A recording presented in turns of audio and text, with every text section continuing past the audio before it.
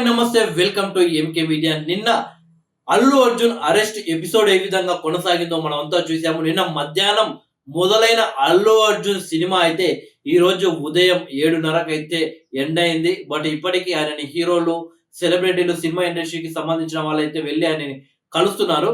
But Allu Arjun ని arrest చేయడానికి కారణం ఏంటో, ఎందుకు అరెస్ట్ చేశారో ఇవన్నీ పక్కకు పెడితే మాత్రం అల్లు అర్జున్ అరెస్ట్ తో మాత్రం తెలంగాణ రాష్ట్రంలో ఉన్న బీఆర్ఎస్ పార్టీ నేతల గుండెల్లో మాత్రం గుబులు మొదలైందనే చెప్పవచ్చు. ఎందుకంటే క్లియర్ కట్ గా ఆలోచిస్తే అల్లు అర్జున్ ప్రమేయం లేదు ఆమె మరణించడంలో. సో అల్లు అర్జున్ వద్దన్నా అక్కడికి వచ్చారని చెప్పేసి పోలీసులు చెప్తున్నారు. బట్ అల్లు అర్జున్ కూడా తెలుసు, అంటే ఈ అరెస్ట్ తో అల్లు అర్జున్ పెద్దగా భయపడలేదు. ఎలాగో నాకు బెయిల్ వస్తుంది, బయటకు వస్తాను తెలుసు. బట్ ఆయన భయపడేదంటే నిన్న శుక్రవారం కావడంతో నిన్న బెయిల్ రాకపోతే ఈ రోజు శనివారం, రేపు ఆదివారం, ఈ 3 రోజులు కూడా జైల్లోనే ఉండాల్సి వస్తుందని చెప్పేసి ఆయన కొంచెం భయపడ్డాడు. సో ఆ ఒక్కటి తప్పితే మిగిలిన భయం అనేది అల్లు అర్జున్ కైతే లేదు. సో ఇప్పుడు బీఆర్ఎస్ విషయానికి వస్తే గత 10 సంవత్సరాలు బీఆర్ఎస్ పార్టీ అధికారంలో ఉన్నప్పుడు కొందరు లీడర్లు అందులో ఎలా ఎగిరెగిరి పడ్డారో మనకందరికీ తెలుసు. రేవంత్ రెడ్డి గారిని వ్యక్తిగతంగా విమర్శలు చేస్తూ, వ్యక్తిగతంగా ఆయనను టార్గెట్ చేస్తూ, ఆయనను ముప్పు తిప్పలైతే బీఆర్ఎస్ పార్టీ నాయకులైతే పెట్టడం జరిగింది.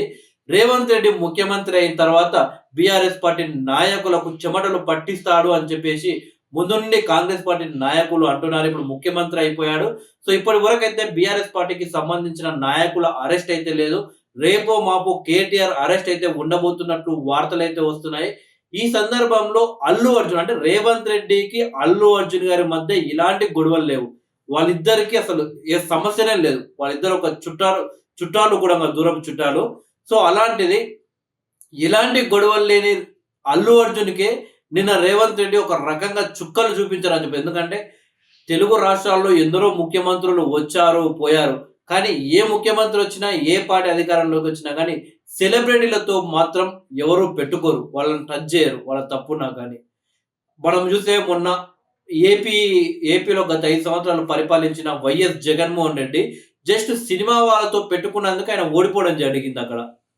సో అంటే ఆ తర్వాత వైఎస్ జగన్మోహన్ రెడ్డి ఓడిపోవడంతో ఇంకా సినిమా వాళ్ళతో ఎవరు పెట్టుకోరు, ఏ నాయకుడు పెట్టుకోరు అని భావించారు. బట్ జగన్మోహన్ రెడ్డికి మించి జగన్మోహన్ రెడ్డి అనే ఏ హీరోని అరెస్ట్ చేయలేదు, కానీ రేవంత్ రెడ్డి డైరెక్ట్ గా అల్లు అర్జున్ తీసుకొని బొక్కలో వేయడం జరిగింది. అంటే అసలు అల్లు అర్జున్తో ఎలాంటి గొడవ లేకపోయినా రేవంత్ రెడ్డి ఈ రకంగా అరెస్ట్ చేయించాలంటే రేపటి నాడు కేటీఆర్ పరిస్థితి ఏంది?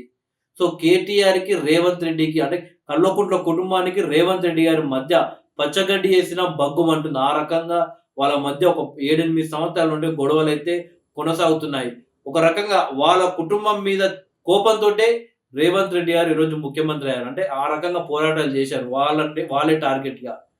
అంటే ఇప్పుడు రేవంత్ రెడ్డి, అసలు అల్లు అర్జున్కి ఈ పరిస్థితి వచ్చిందంటే రేపు నాడు కేటీఆర్ పరిస్థితి ఏంది? కేటీఆర్ అన్నదండలు చూసుకొని గత 5 సంవత్సరాలు ఎగిరెగిరి పడ్డ కొందరు బీఆర్ఎస్ పార్టీ నాయకులు ఉండరు, వాళ్ళ పరిస్థితి ఏంటి అనేది ఇప్పుడు ఆసక్తికరంగా మారింది. సో అల్లు అర్జున్ ని ఒక కామన్ మ్యాన్, అంటే ఒక మహిళ, అంటే ఒక పేదింటి మహిళ, ఆమె చనిపోయిందని చెప్పేసి ఒక సెలబ్రిటీ మొక్కలు వేడి పూరకేయడం జరగలేదు తెలుగు రాష్ట్రాల్లో. ఇప్పుడు రేవంత్ రెడ్డిని బాధ పెట్టినటువంటి వీళ్ళని ఎవరినైనా వదులుతారు? ఒకసారి ఆలోచించురి. 100% రేవంత్ రెడ్డి అయితే వదలడు.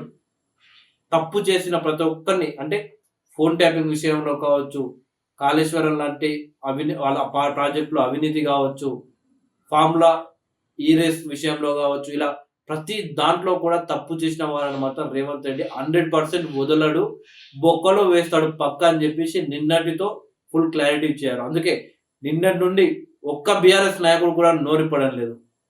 అల్లు అర్జున్ అరెస్ట్ అక్రమాన్ని ముందు కేటీఆర్ స్పందించిన కానీ తర్వాత సైలెంట్ అయిపోయింది. కేటీఆర్ తో సహా ప్రతి ఒక్క బీఆర్ఎస్ నాయకుడు. అక్కడ వైఎస్ఆర్సీపీ నాయకులు ఎగిరెగిరి పడుతున్నారు.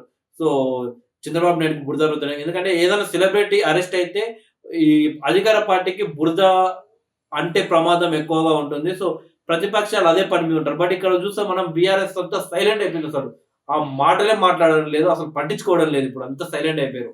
ఎందుకంటే వాళ్ళకి అర్థమైపోయింది సీన్. ఎందుకంటే అలా అల్లు అర్జున్ అంత పెద్ద సెలబ్రిటీ ఆయన్ని అరెస్ట్ చేస్తే మా పరిస్థితి ఏందనేది వాళ్ళకు బల్బు వెలిగింది. అందుకే సైలెంట్ అయిపోయింది.